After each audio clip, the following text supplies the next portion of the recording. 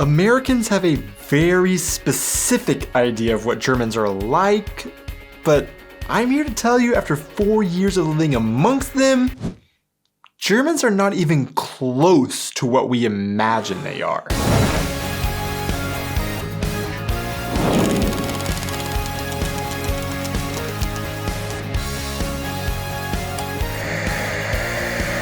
Hey guys, and welcome back to our channel. I am Donnie, and along with my wife Aubrey, we are two Americans currently living in Germany with our baby, sharing all of our experiences living and traveling throughout Europe. The US has a lot of interesting perceptions on what life in Germany must be like, or what German people are like, that are based primarily on things like movies and TV shows, or even simply from travel stories from other Americans who have been to Germany. Also, over 40 million Americans claim German ancestry, and sometimes some German culture is passed down through these peoples, but maybe as time goes on, these originally German cultural norms evolve and change, but are still claimed to be traditionally German that maybe really aren't anymore. And on our channel over the past 4 years of living in Germany, I have worked to show that Germany is so much more diverse than the lederhosen wearing, beer drinking, sausage eating Germans that the world has come to love. So what kind of false beliefs did the US teach me about Germany that I only learned are false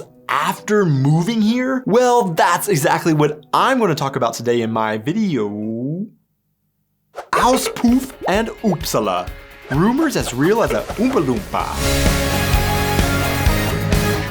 First off, I want to say that we are originally from a southern US state called Oklahoma and now live in the southwestern German state of Rhineland-Pfalz. So some of these things are going to be more specific to these two parts of those countries. Therefore, let me know your thoughts and experiences with these things in the comments below. One of the biggest stereotypes that Germans unfortunately have to deal with is the perception of the harsh and cruel sounding German language. Überraschung! This stereotype has been perpetuated throughout media and pop culture, or even by one particularly angry, evil man from history. Den Frieden wollen wir, aber diese ununterbrochene Entrückung lehnen wir ab!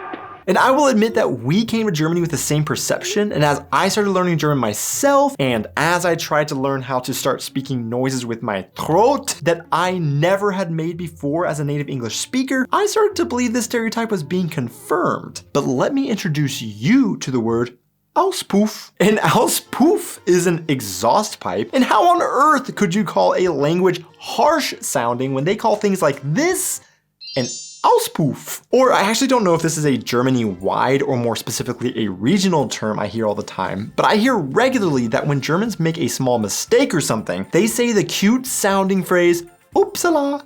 And as far as I know, they aren't actually cursing the Swedish town of Uppsala. But I've also learned that German is spoken in thousands of different dialects that all sound different from one another, with some maybe sounding more angry than others, but definitely not all German speakers sounding one particular way in Germany. Schmetterling! Or where we thought we would move to Germany and hear people speaking very monotone or throaty, we actually found they can actually be surprisingly sing-songy with their intonations, in particular when they say goodbye, or I should rather say when they sing goodbye by saying tschüss or tschüssi. Sure, there are some words that I would propose do sound objectively harsher than some English words, but of course, if you shout and scream out German, then it'll sound intense and scary. Otherwise, I would suggest that it doesn't sound nearly as scary as it is often portrayed, and one might even go as far to say as it sounds kinda sweet and cute. Now, maybe we shouldn't go that far, but it definitely isn't generally as scary sounding as you would think. When I first came to Germany in 2014, I was in a university exchange program, and most of the students in the group were under 21 years old. For a German, that bit of information means absolutely nothing, but for an American, that means these kids weren't of legal drinking age in the US. Therefore, many of the students were excited to come to Germany where they could legally consume alcohol, and our university also knew this was something that was just going to happen, so the best they could do was to try and keep the students safe in this new world of teens drinking alcohol. To do so, the school gave a few outlines to try and keep the supposedly naive drinkers safe while they embarked on a drinking holiday in Europe. One of which is a very common tip that you will hear Americans telling other Americans traveling to Europe or specifically Germany for the first time, be careful about drinking beer over there. The alcohol percentage is way higher in German beer, and one German beer is the equivalent to 2 or 3 American beers. Now, maybe you're a German watching this saying, well, that makes sense considering American beer is just terribly flavored water. And to further this misconception, there is also a quite popular off-color joke that involves American beer, a particular physical activity, and a canoe that will lead you to the perception that American beer is significantly watered down. But I have done the important research and found this very much isn't the case. I looked at some of the top most popular American beer brands and found that Sam Adams has a 5% ABV, Blue Moon has 5.4%, Budweiser is 5%, Coors is 5%, and Miller High Life has a 4.6% ABV. For the most popular brands in Germany, Kronbacher Pils has a 4.8% ABV, Beck's has a 4.8%, Warsteiner 4.8%, Veltins also has 4.8%, and Bitburger has 4.8%. Now, before you tune out and think, oh, well then I have nothing to worry about when it comes to drinking as much beer as I want on my next trip to Germany, because just like American beers, they are generally all only 5% alcohol by volume. You need to pay attention here. Not all beers are within this 5% normal range of alcohol. For example, Stark beer, which can have a bit more alcohol, or there are Bock beers that can go up to 16% alcohol. And don't forget to think about how much beer is contained in one large beer krug at Oktoberfest, or at a German beer garden that would be almost 3 American beer bottles in one glass. Real quick, I want to remind you guys that we now have Passport 2 merch, and I have links in the description of the video where you can go to check that stuff out. I also want to take a moment to thank all of our patrons over on Patreon for their continued support throughout the years. I truly can never express my gratitude enough. If any of you are interested in joining our Patreon, I also have links to that in the description. But if the rest of you guys wouldn't mind hitting those like and subscribe buttons and leaving a comment on this video about what you like, that also goes an enormous way in supporting our channel, and I would really appreciate you doing that. But now let's get back to the video. Often Americans haven't traveled to Germany themselves, but have learned about Germany through movies, or maybe they've just Googled Germany a time or two. In media or on the internet, there are some stereotypical photos of German homes that will often pop up because they are so beautiful, giving the idea that all of German homes look like this. But is this actually the reality of what German homes look like? Are all Germans living in gingerbread homes that look like something out of a fairy tale? Well, I present to you the reality of what Germany looks like. My life be like, yeah. Like I mentioned, Germany is extremely diverse, and basically whatever you think Germany looks like, just consider it wrong unless you have traveled all over Germany yourself and seen the vast variety of home styles. However, one of the most vastly common styles that we have seen over our 4 years of living in Germany and traveling all over the country is stucco homes with tile roofs. If I'm being completely honest, I think when we first moved to Germany, I found this style of home still beautiful, but that was more out of it being interesting because it was so different from what I was used to seeing in the US, and I was looking at everything through a filter that made everything beautiful and wonderful. Today, I don't know, I find these homes fine, not particularly ugly, but definitely not particularly pretty either in my humble opinion. They're just kind of plain boxes that you live in without much character, I guess. I really do appreciate and love it, however, when people give their homes fun colors, decorate the windows with beautiful flower boxes, something one of my American friends also noticed on his first trip ever to Germany. So I think one of my favorite things on the exterior of the homes is there's rarely a home that doesn't have beautiful flowers over the balconies, sort of in kind of flower baskets hanging over, and the color, the pop of color and the vibrance and the mood, the happy attitude that brings out is so pleasant. I loved that. Now, don't get me wrong. There are still beautiful places that do still exist, and we love to find those places. But to be honest, in our area where we live, that just isn't always the case. I'm going to knock out 2 lies with 1 stone in this next section, and that has to do with the fact that in Germany, people don't even need a car because public transportation is so widely available, affordable, and easy to use. So there is an idea that Germany, and really Europe generally speaking, is a model for what the US should try and attempt to be when it comes to public transportation, and that every person in Europe can easily rely on this system to get around. And maybe part of that is true. And to be honest, we believe this wholeheartedly, that when we moved to Germany, we had every intention to never buy a car and thought, why would we need it? We'll just use the amazing European public transportation network. However, reality hit us pretty hard a few months into living in Germany, as where we chose to live is not very well connected by public transportation. In our town, we get about one train every hour that can take us to the next city that is more of a hub for train travel. And because we live in such a small rural village, you always have to connect somewhere to get anywhere. To be honest, I also assumed that every town in Germany has a train, but when we moved here, I realized that would actually be an insane feat if that were actually the case, and in some ways, we're actually lucky to even have a train stop in our town. We do have buses, but even those can make it so that it takes 4 times longer to get anywhere you may need to go compared to taking your own car, unfortunately. Now, this is a very good example of why I mentioned at the beginning of the video about how some of these things are specifically specific to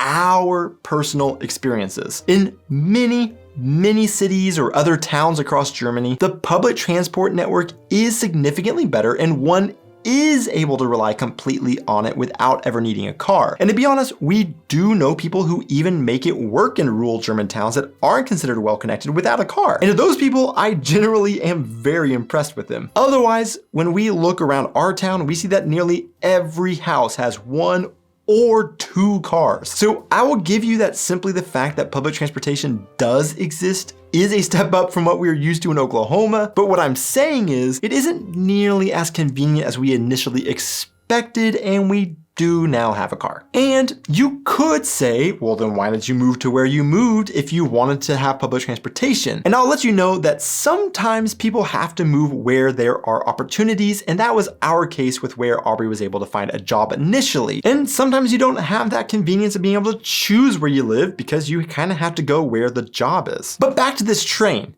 There is a lie that is also often held by many Americans that trains are an extremely old and outdated means of transportation used to move people across the Wild West in the 1800s. Our state capital in Oklahoma does actually have a train that connects to Dallas, Texas, but to be honest, I've actually personally never even seen it, although I have heard of families that take it once in a lifetime as kind of just a joyride rather than a legitimate means of transportation. Now, unfortunately, I can't say, and this is totally wrong, because trains are amazing in Germany. Because if you have lived in Germany, you know the trains in Germany are far from awesome, unfortunately. Trust me, I take DB every day, and I can't begin to tell you how often I've had to have Aubrey come and pick me up in the car because the train didn't show up or was so late that it no longer made sense to wait. But I can still assure you that this is a lie. Trains are an amazing means of public transport that we do still very much enjoy to ride, but I can understand why you don't believe me after the raving review I just gave the German train system. I would just encourage you to look to maybe Switzerland for train travel experiences instead to see for yourself how amazing trains can be. A lie that Americans get wrong all the time, again, like we did when we first moved to Germany, is that wearing a baseball hat in Germany is going to make you stick out as an American. Okay, this is actually a very specific example of really what the overall theme is, that not all Europeans dress fancy and nice like Americans imagine. Namely, Germans don't. Germans don't really dress nice or European as Americans would assume. Now look, I'm no fashionista myself, but I just see over and over again how when Americans are about to travel to Europe for the first time, they prepare their clothes in one of 2 ways. One, they go full athletic safari where they buy brand new sun hats, loose clothing, and walking shoes to make sure they are comfortable and prepared for whatever the weather might throw at them. Or 2, they always go shopping for what they imagine as European clothes, which usually translates to formal and fancy clothes. This means leaving the baseball cap at home because they believe this is what will give them away as Americans, and they will try and dress like they are going to Paris Fashion Week every day they are in Europe. Psst. Here's the secret.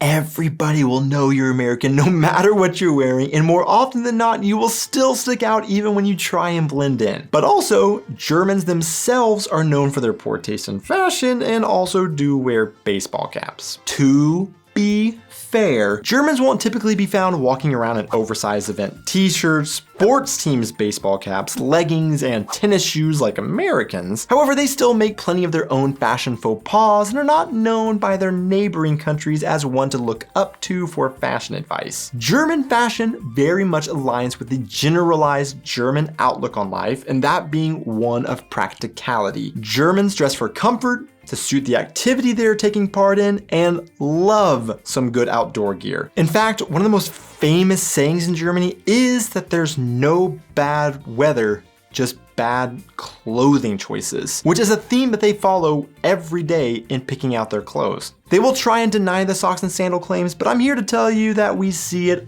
often proudly sported. Now, Germany is sort of in a transitional period where fashion is becoming more and more valued, as we can see with the establishment of the Berlin Fashion Week in July of 2007. But if you were planning a trip to Europe and plan on wearing your cutest European outfits, don't be shocked when you arrive in Germany and see you don't fit in with the casual khaki shorts, Birkenstocks, and Jack Wolfskin jackets. So what am I saying? Well, wear whatever you want.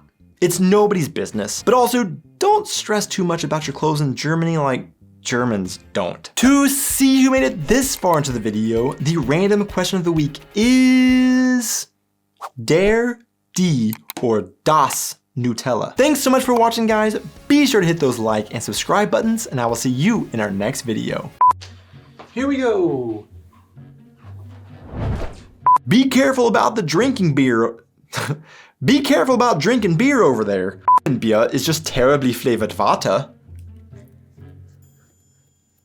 And to further this misconception, there is also quite a popular off-color joke that, gosh, I can't get this itch off my nose.